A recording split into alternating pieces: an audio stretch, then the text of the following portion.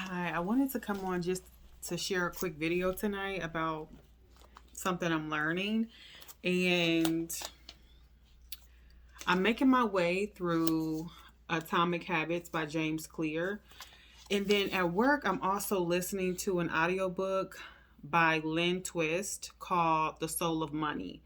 And as I am making my way through the Bible for the first time ever, and getting kingdom teaching and just learning what it means to be a steward over the resources that God has given me, and learning how to properly manage things better and unlearn some of the things that I was taught as a kid that were not correct. Um, and just sort of just trying to figure out the best way to incorporate what I'm learning into my life. And I just thought, why not come on and just make a quick video about what I'm learning? So the quote says, live less out of habit and more out of intent. And that's by the website. It said becoming unbusy. So thank you so much for that. But that simple statement I just resonated with so much, because that's exactly what I'm learning right now. As I'm creating new habits in my life. So yeah, living less out of habit and more out of intent, because the habits that I've built up in terms of how I've dealt with money, my relationship with money, have been so not great up until this point. And it wasn't until to be honest, it wasn't until I started listening to Miles Monroe and him talk about how what you don't manage, you lose. That little one liner there just sort of really scared me, to be honest, because it applies to everything. And I had never even thought of that before, not necessarily. And it seems like it would be common sense, but it wasn't so much for me, because it was like a mystery why some of the things in my life were out of control. And it's because I wasn't raised with the proper knowledge, because people, they couldn't teach me what they didn't know. But then even as I had gotten older and it was sort of my responsibility to sort of figure things out as I'm adulting, I didn't seek out the knowledge either. I just sort of kept those same bad habits and cycles in terms of money. So, and other things, but that's for another video. But yeah, so as I'm listening to Lynn Twist, The Soul of Money, the audiobook, and then I'm reading this. So I was reading this, and then there is a section in here where there was a connection between both books, and I just thought, why not come on and share? So in here, James Clear, he talks about a man named Dennis Diderot. If I'm not saying that correctly, I'm so sorry. But so the man, I'll just read from here so I don't get off track and make the video too long. So it says, Diderot, he bought a scarlet robe for himself. And it says, Diderot's scarlet robe was beautiful. So beautiful, in fact, that he immediately noticed how out of place it seemed when surrounded by his more common possessions. He wrote that there was no more coordination, no more unity, no more beauty between his elegant robe and the rest of his stuff. Diderot soon felt the urge to upgrade his possessions. He replaced his rug with one from Damascus. He decorated his room with expensive sculptures. He bought a mirror to place above the mantel and a better kitchen table. He tossed aside his old straw chair for a leather one. Like falling dominoes, one purchase led to the next. It goes on to say here, Diderot's behavior is not uncommon. In fact, the tendency for one purchase to lead to another has a name, the Diderot effect. The Diderot effect states that obtaining a new possession often creates a spiral of consumption that leads to additional purchases. That stopped me in my tracks when I was reading that, because I'm listening to Lynn Twist's book, The Soul of Money, and in her book, sort of at the beginning, she talks about how her and her husband, and she has a family, she has children, and she said that in her book, she talks about how from the outside, if anybody would have asked her what her priorities were, she would have said her family and her children, but it wasn't really that. It wasn't really that because she said that as her husband and her sort of went to business ventures and sort of tried to seek opportunities with business opportunities, they pursued and spent a lot of their energy and time in that, in pursuing money, not so much family. And then she said that as she noticed the more money that they made, the more, for example, she was talking about how they had gotten a home or something, and then they had gotten around people who talked about wine, and then all of a sudden they needed to learn about wine and get a wine cellar. And then just how there was like a collection of things that added on to the next purchase, and everything seemed so important, as far as like where they vacationed at and things like that. And some of it was kind of brought about by environment of their association and things like that. But ultimately, it was the same concept that one purchase led to the next purchase, and often the purchases were bigger and bigger. And so I didn't know that was an actual thing of what that was called, but the Diderot effect, I've never even heard of that. So again, I just started learning about many things fairly recently. But yeah, I didn't know that was a thing. And I thought to myself, well, as I'm learning discipline and learning how to better manage my finances, why not come on and just share what I'm learning? So, yeah, and here's the thing. Why this related to me so much was because first of all, I've spent most of my life just working, sometimes often 2 jobs, but for things like just things that I didn't even really need. Sometimes when I was really in sin, just like to support even addictions, I would say, because I think even like shopping it can be an addiction. So I would say that, but I worked for things, and I would figure out ways to work more and more hours to accumulate things. So it wasn't until like last year that I began to sort of really reevaluate, because I had gotten burnt out like of working so much, and like my health was deteriorating, and a lot of things, and there was no balance. And I started to really question, like, what am I doing? I had to like reassess. And there were some other things that sort of made me reassess, but during this whole period, I started to really understand that as far as like how the Bible says man must not live off bread alone, it's like money cannot be the thing that sustains me. Like, and then it brought me to like, I can't just work for money and that be what satisfies me. And then if I'm going to work for money, like if I'm going to work out, if I have a job and I'm earning money, what am I using that money for? Is it just to buy things and more things? So, and is that worth it? So it's like I had to start questioning what I was doing. And then too, it was something about listening to Miles Munroe talk about stewardship and all these things. And it's nothing like the conviction of it. I'm telling you. And this was like, even before I had gotten baptized and all that stuff, but I just started feeling heavily convicted about a lot of things as I was learning them. and like biblical principles. Like as I was beginning to understand things more for myself, I started feeling heavily convicted about many things. One of those things happened to be the way I manage my finances, or lack thereof, actually.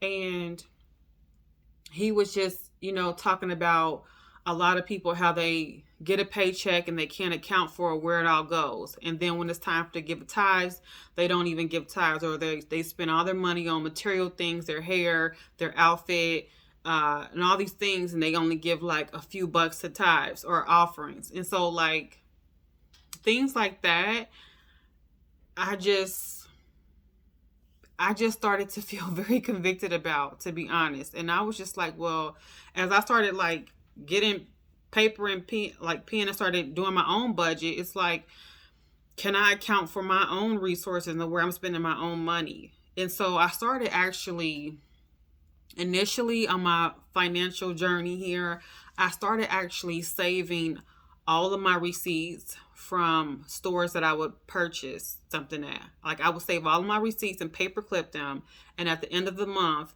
I would be able to go through and see like where my money was going. So that was like the first thing I remember doing, and I was actually shocked and that was just where I actually went into a store. They didn't count for like Amazon or online purchases. It was just at a physical store.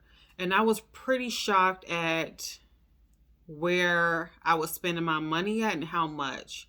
It was really shocking to see that, but it was necessary. So I would suggest that, I know a lot of times it's very easy to like go into a store, you buy something, and you can tell them like, throw the receipt away, I don't need it, or you might even crumble it up and throw it in your purse or what have you. But if you're someone and you can't quite figure out at the end of the month or at the end of a 2-week pay period like where your money is going, I will suggest that you keep every receipt, every store you go into. I don't care if you're just spending $1, but keep all the receipts and then paper clip them and throw them in a basket or somewhere, and really hold yourself to do that for 1 month. And at the end of the month, go through the receipts and look at what stores and how much you spent at whatever store. And that can give you like a real idea of like where a lot of your money is going. And then you can begin to evaluate and say, okay, was this purchase worth it? Can I pull back on whatever budget? So that was like one of the first things I did that really kind of helped me. And then another thing too that I heard Miles Munroe talk about was opening up multiple accounts, and like having one to be a giving account. Now, I actually had multiple accounts, but I never labeled one or had one called a giving account. And so I've done that, which it's really helped me, because instead of me just like, it keeps me accountable. I guess that's what I mean to say. It keeps me accountable on making sure that I always put money into it. So that was a good suggestion as well. I've never heard anybody tell me to do anything like that or suggest that, but that was actually a good idea as well. So yeah. So yeah, pretty much my whole life I've worked for things. I didn't really have my priorities together in terms of like what was important, as far as like I was out of control with my spending in terms of like buying just handbags I didn't need, Amazon things. And here's the thing. Here's like one of the most painful things, I'll be quite honest.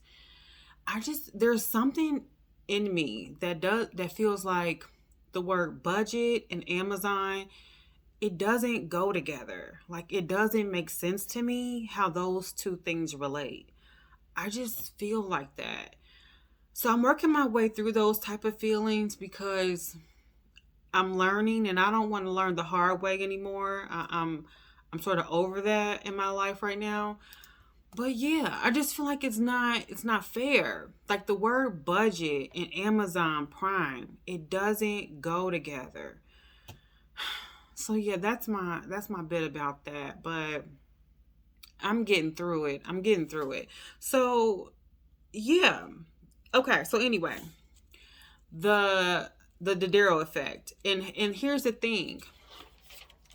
I'm going to tell you about an experience that I had recently. I went ahead, so I bought me a juicer off Amazon initially. I bought me a juicer off Amazon. It was probably about 50 or $60. And then I started watching these. Then I started, like, the juicer wasn't quite functioning properly and things like that. And so I was like, oh, I have to get another one. And then all of a sudden I started seeing the Nama juicer and all these reviews about it and all these people and influencers who made these juices. And I'm like, I have to get me a Nama juicer. So I got me a Nama juicer. And they are not cheap. They're like almost $600, right? I got the J2, so it's not cheap.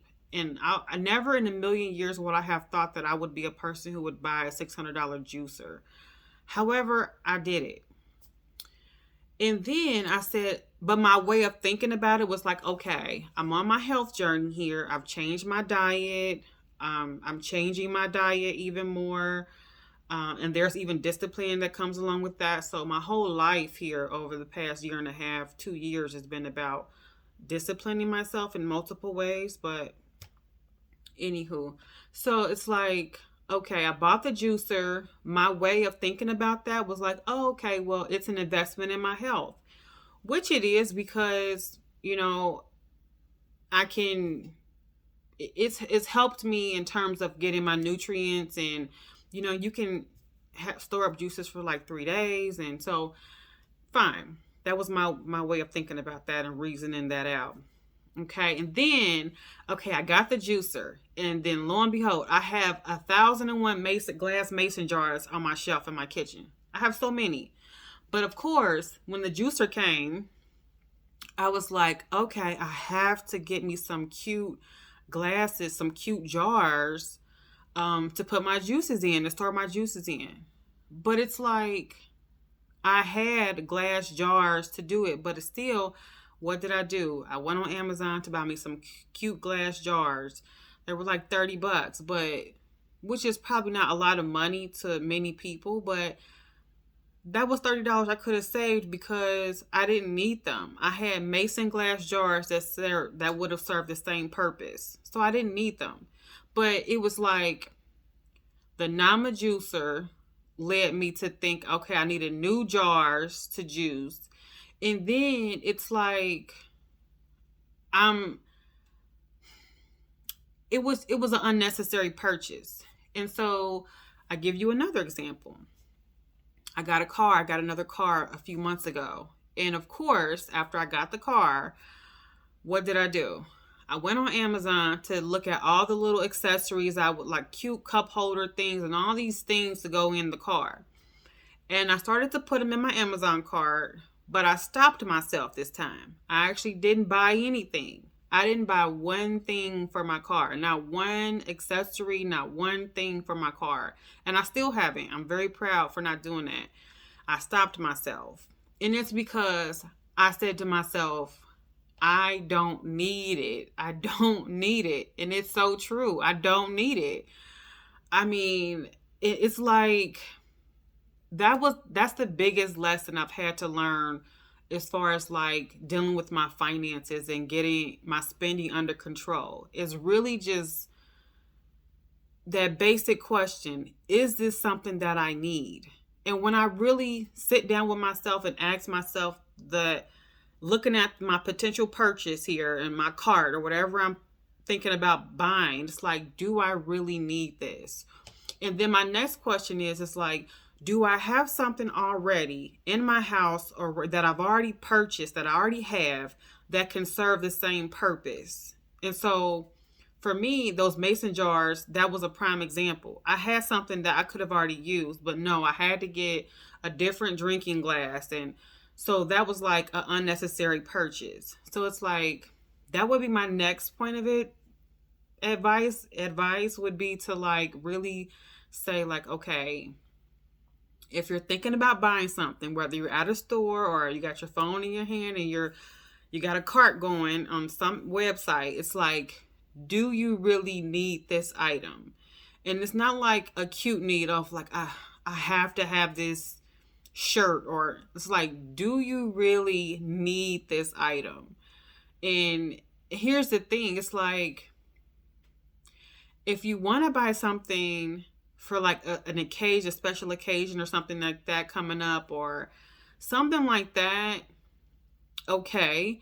But for me, it's like, I should say had, because it's, at the time, it's like, if I have credit card debt going on, I have other financial goals that I'm trying to hit. I'm trying to get my business going, all these things, right, that I'm trying to make happen.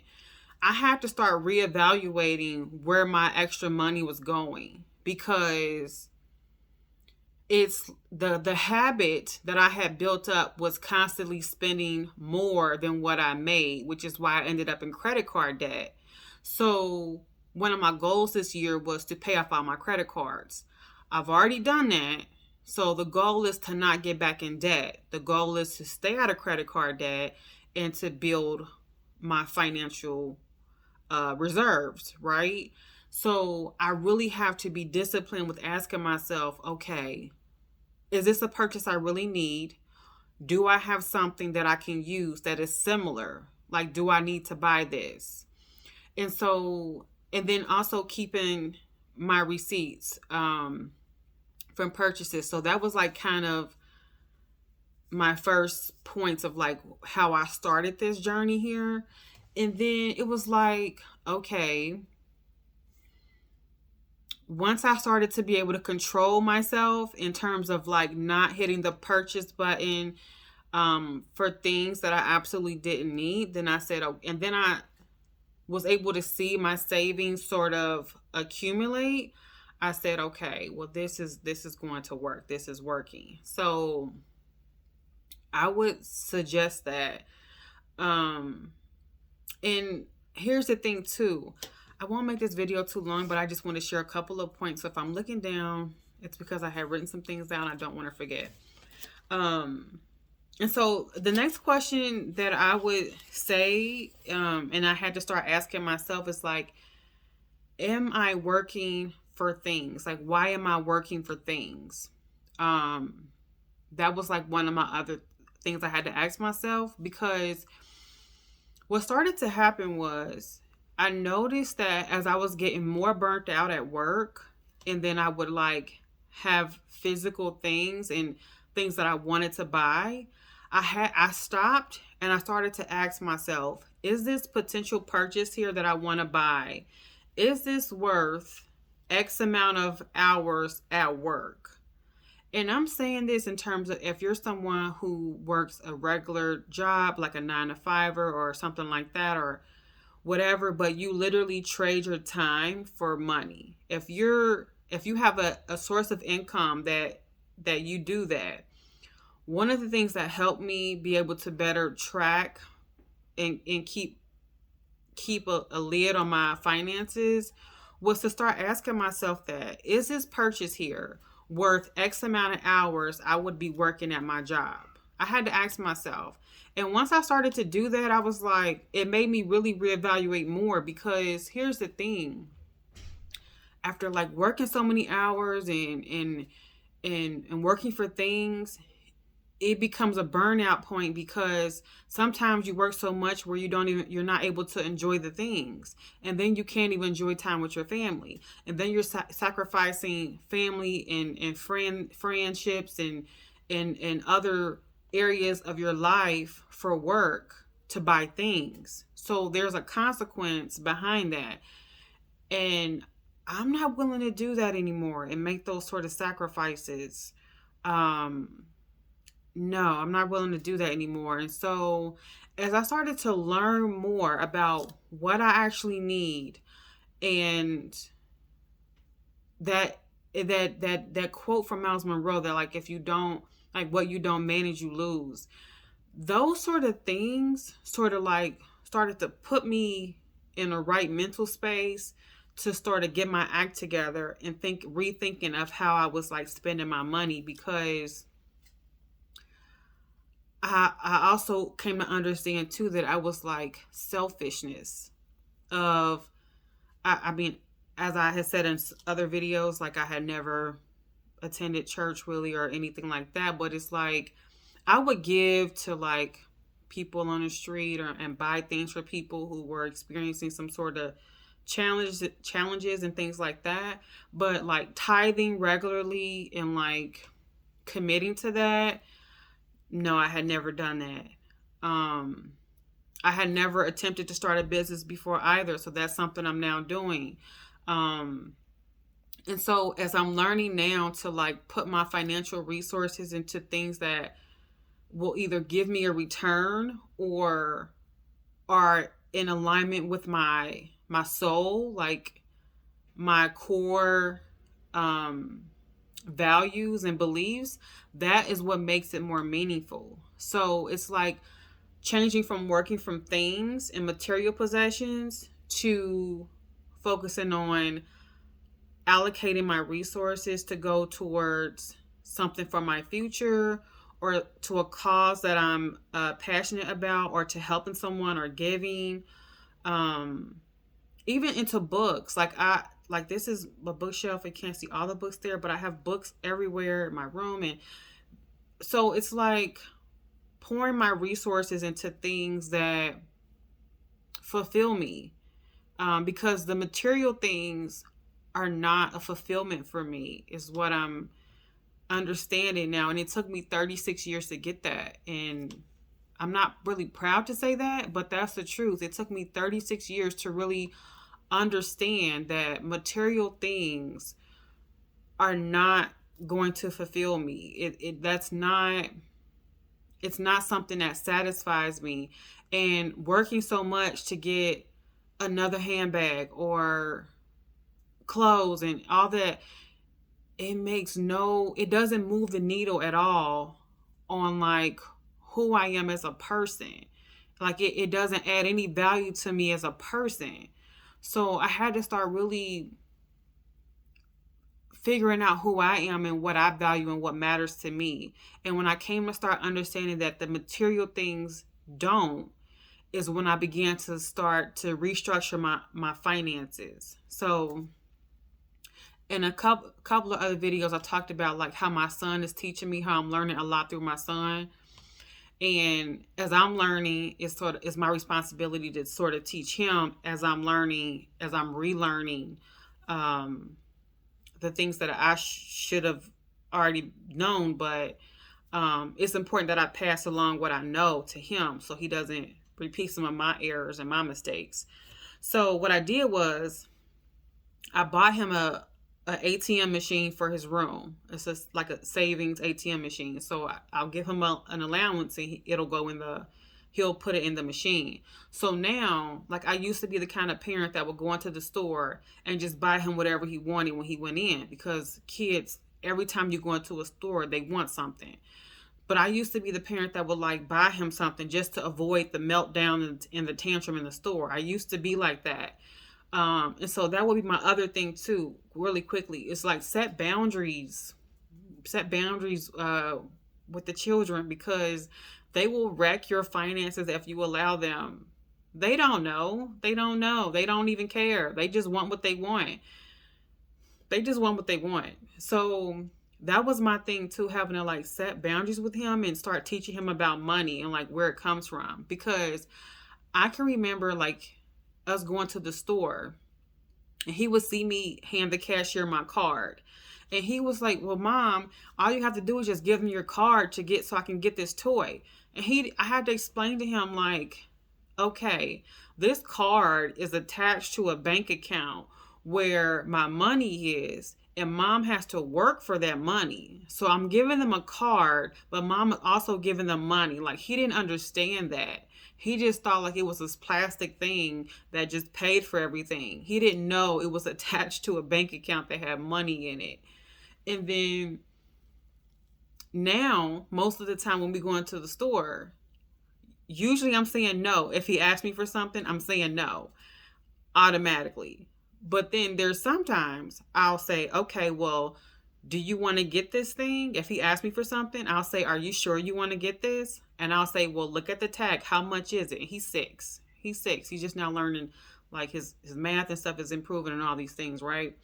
So I'll say, how much is this thing? And he'll say, oh, it's $14 or $15, whatever. So just last week we went into a store and he saw a stuffed animal he wanted. It was like $15. I said, so do you think that this is worth $15 to you? Do you think it's worth it? And he kept pleading, yes, mom, it's worth it. So I said, okay, well, I'll pay for it now, but when we get home, you have to count out $15 to me to pay me back. And he was like, okay, I'll do it. And sure enough, when we got home and he opened up his money box, his little ATM machine, and he had to start counting out to me $15, it became real to him, because then he began to see how much money he started to have like left after he was counting it out, and he became sad. He became sad because he was like, and he started counting more slowly as he was getting to like 7 and 8. He started to count slower because he was like, Mom, I'm not going to have any money left. And he was like sad about it, but it's necessary because, and then when he got done counting it, it was funny because he's like, oh, okay. He kind of calmed down because he thought he was not gonna have any money left, but he had money left. But it was sort of painful for him a little bit to see like his dollars going and to see what $15 really looks like, as opposed to me just handing over my card at the store for something, and he has no concept of like where the money comes from or that it's actually money. So I would also suggest that if you have a children or a child, and that's helped me to get him a savings little money box, and I do give him an allowance generally every day. It's $1 or $2, and so he's able to save up money. But for me, it's like me no longer putting the burden on me to like buy him something every time we go into a store. It's like, no. First of all, do you have enough money saved up to buy that? What you're asking me for? Do you have enough saved up to buy that? And also, are you sure this is worth the money? Because what actually happened was a few days after that, I said to him, because he wasn't even playing with the stuffed animal. He didn't even care about it. He lost it. He did. And I said, so do you think that $15 you paid for that stuffed animal was worth it? He was like, no, not really. So it's like, these are the lessons I'm trying to teach him now, and it'll sink in more and more as he gets older, but it was never taught to me at any point. Never taught to me at any point. I was like rotten to my mom as far as like materialistic things. Like I said it in another video, but like I was the kind of child, if I didn't have new shoes, I wasn't going to school. Like it would be a whole all out yeah. So again, but I just grew up in a materialistic sort of family. It was like, a couple of my uncles were like drug dealers, so they were like, I would watch what they bought their girlfriends, and then on holidays it was all about what outfit you was buying for the holidays. And I just grew up around a toxic money concept in all aspects. Nobody was talking about generational wealth. That wasn't even a thing. Nobody was talking about that. It was just, I wasn't taught correctly about money. And then I spent most of my life just constantly overspending, and then working more to buy a thing. And then, the whole wheel of it. So yeah. So yeah, as I'm learning, I'm teaching my son about money as well. And so one of the ways I'm teaching him is buying him the money box and all these things, right?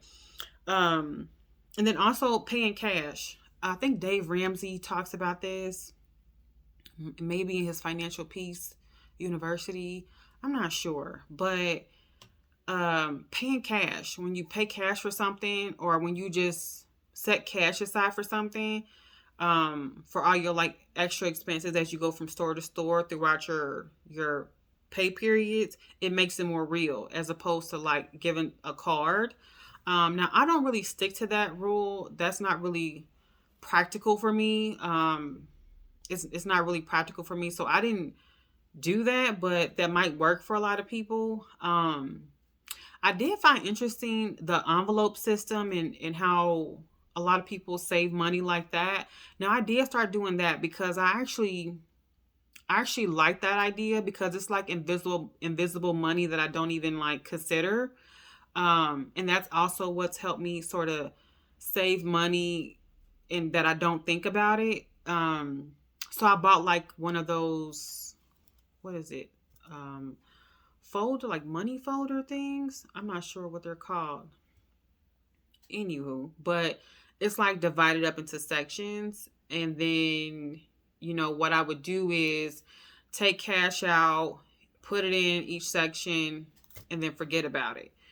Um, and so that's something I'm doing just on the strength of it's just money I don't really think about or really miss necessarily. And it's because I'm learning how to save in other areas so I don't have to pull from that money. And that's the thing too. It's like learning how to refocus my finances and live on less because I don't want to go over on. I don't want to even have to use the credit cards. Um, One thing that I've done, and I don't know if this is 100% correct, but one thing I did do is because I didn't want to close out my credit cards after I paid them off because they would hurt my credit score. So I just attached a like a subscription to each card. But even with that, I had to evaluate what subscription service do I actually need. So I had to cut some of my services off because I didn't need them. I didn't need all the things. Um all the TV subscriptions and things like that. I don't even really watch TV. So and then my son, I had to kind of limit his screen time. So it's like I had to really pick like what is important as far as what I'm paying for monthly because those monthly things it adds up. Um I also changed like my phone service provider. I noticed like my phone bill was super, super high, and I started shopping around to figure out what better deal I can get with my phone and internet combined. I also had done that. Um, of course, car insurance, shopping around for cheaper car insurance to figure out like what is a better deal. So I started finding ways to cut, cut, I wouldn't say cut corners, but just cut down on my expenses. Because I wanted to start saving as much as I can to like redirect that money towards my business or um, books or whatever it is, saving for something else. So it's like figuring out a way to cut my expense and really get down to the nitty gritty of like what you actually need. Really figuring out what's a need and really being honest with yourself and what's really realistic for your family. It's also what's important as well. Um, and one quick thing too I'll mention really quickly is Ibotta. It's Ibotta. None of this is, by the way, even on my notes for tonight. I'm going way off track, but I just thought I would share. Ibotta. Ibotta. It's like an app where they have like different stores, Target, Kroger. I'm recording on my phone, otherwise I would show you. But it's like an app where you select the things, like it might be dish detergent or Tide or toothpaste or whatever it is. And so there are different brands and items, and whatever store it might be a store. Most likely, there's a store on there that you probably shop at. But you go on the app, you select the store, and you see what kind of offers they have. And so if you know you're already going to the store to go buy um, a can of tomatoes, then they might already have a deal where you can get 20 cents back on a can of tomatoes. It might be any brand as well. Or they might have a deal on a dish detergent or a fabric softener or Downy or Tide or all these things. And so if you know you're going to buy something anyway, just go on the app and then you can like click all the things that you're going to buy. And then if you take a picture of the receipt and upload the receipt, you'll get that cash back. And it goes into like an account. So I started doing that like maybe 2 years ago. And I think I've gotten like $1,200. So that's also like an invisible savings account, is because you can let that money stack up, or you can like cash it out once it's like $20, I believe. You can start cashing it out. But that's an easy way to like have invisible savings, because we all get groceries, we all need household products, and they have so many things listed on there. And if you know, you, especially if you have like a larger family, or even if you don't, it's just me and my son, but there are practical things that I buy all the time, reoccurring purchases. And why not save sometimes like three or $4 on a particular item? And it's like, maybe you weren't going to buy that item at that time, but maybe you would need it next month. If you just bought it now, then you can save that money, if it's $3 or $4 or whatever. So, and even in any one given shopping trip, you might save like $10 or whatever. But if you add that up for the year, like I said, my Ibotta account was like, it's like at 1150 or something like that. So it's almost $1,200 over the course of 2 years from groceries and household products. So that's also like a thing. If you're interested. Nope, I'm just saying. But these are things that, like practical things as a mom, as I'm learning about stewardship and managing my finances better, as I'm learning how to budget, as I'm learning how to spend less than what I make and all these things. It's like I had to like look around to figure out what I actually need. And I actually feel better about that as well. So, yeah, and I'll, just a couple of things I just wanted to share. So, and then one more thing that I mentioned that I wanted to read from the book, because again, that quote about learning to live, get out of habit and learning to live on intent, is because as I'm reading this book, it actually is really helpful to me. So one of the things that he also says in here is, he says, habits are like atoms of our lives. Each one is a fundamental unit that contributes to your overall improvement. At first, these tiny routines seem insignificant, but soon they build on each other and fuel bigger wins that multiply to a degree that far outweighs the cost of their initial investment. They are both small and mighty. This is the meaning of the phrase atomic habits, a regular practice or routine that is not only small and easy to do, but also the source of incredible power, a component of the system of compound growth. So, yeah, it's really helping me to, as I'm learning more, like to really understand like how my brain works, how all of our brain works in terms of like how we respond to advertising, and how the Dodaro effect, and how we buy one thing and we think we need another thing, and another thing we buy an outfit, then we need shoes, and then we need a coat, a new jacket, and then so it's like all these things. It's so funny. I just watched my sister do the same thing with her home. I don't know if it's the same effect, but it might be.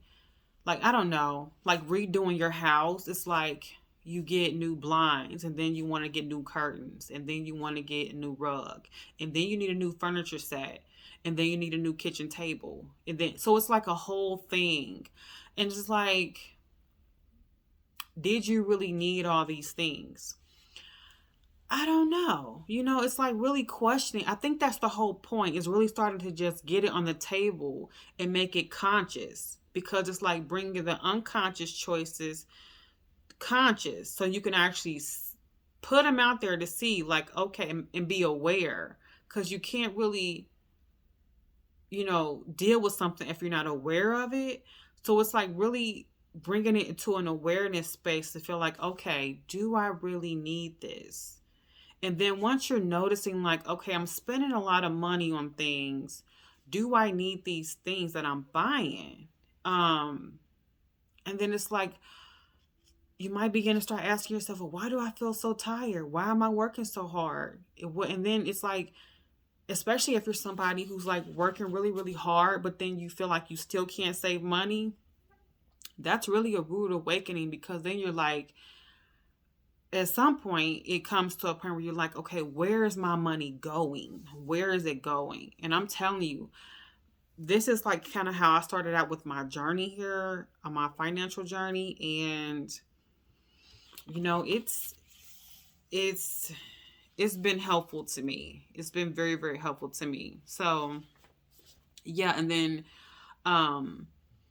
really, really quickly, it says here, this is like my last thing I'll read from this book because the video is already long enough. It says, it doesn't matter how successful or unsuccessful you are right now. What matters is whether your habits are putting you on the path toward success. You should be far more concerned with your current trajectory than with your current results. If you're a millionaire but you spend more than you earn each month, then you're on a bad trajectory. If your spending habits don't change, it's not going to end well. Conversely, if you're broke but you save a little bit every month, then you're on the path toward financial freedom, even if you're moving slower than you like. So, yeah. And that's why I kind of share all these little things, because it's like, it wasn't until I started making all these small changes that I began to notice that it made more of a difference in terms of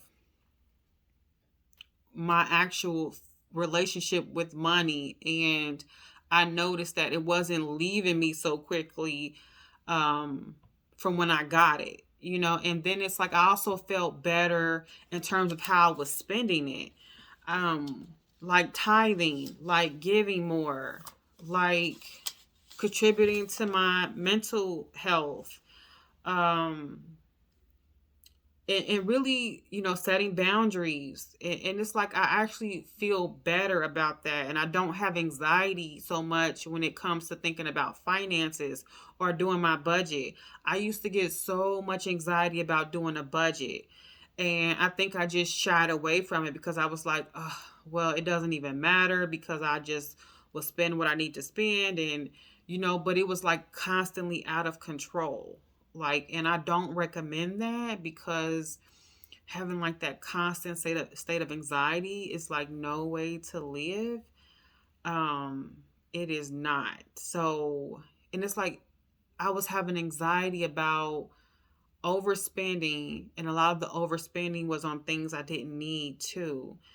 And it's really just, there's sacrifice and creating discipline, but it's worth it, because not only am I more fulfilled with how I'm spending my money and allocating my money, but and I'm feeling good about becoming a better steward over my finances and my resources, but I'm also feeling good about being able to give without feeling like I'm lacking anything, or feeling like I don't have enough, or feeling like I can't give because I don't have enough. There's also that component as well, to where we consume,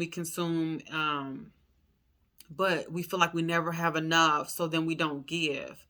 But it's like I noticed that once I sort of started to get myself in alignment and I was able to start giving more, is when I felt better and wanted to give more. And yeah, it's become like a better relationship overall that I have with money. And as I'm learning more, because it's a journey, and I need to continuously learn and retrain the way I'm thinking about a lot of things. But in terms of money, it's like really starting to evaluate too, what am I trading my time for? Because one of my sources of income is my job, and it's like I'm trading my time for money with that source of income. And it's like, is this purchase that I'm thinking about making worth my time? Because the time you can't get back.